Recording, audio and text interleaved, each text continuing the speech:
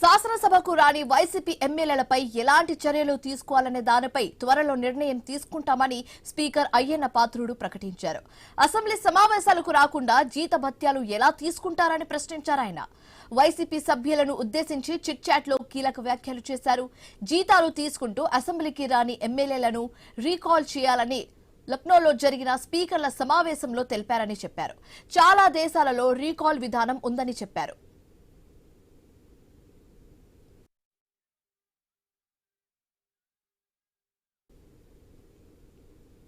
Software సమస్య వల్లే ఉదయం సభ ఆలస్యంగా ప్రారంభమైందని స్పీకర్ వెల్లడించారు.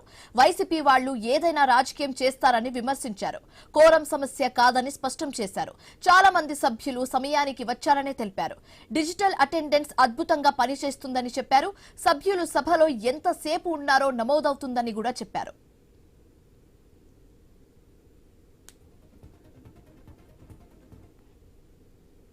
అలాగే చిన్నపిల్లల మాక్ అసెంబ్లీ అద్భుతంగా జరిగిందన్నారు స్పీకర్. మంత్రులు ఎమ్మెల్యేల కంటే వాళ్లే బాగా మాట్లాడుతున్నారని చెప్పారు.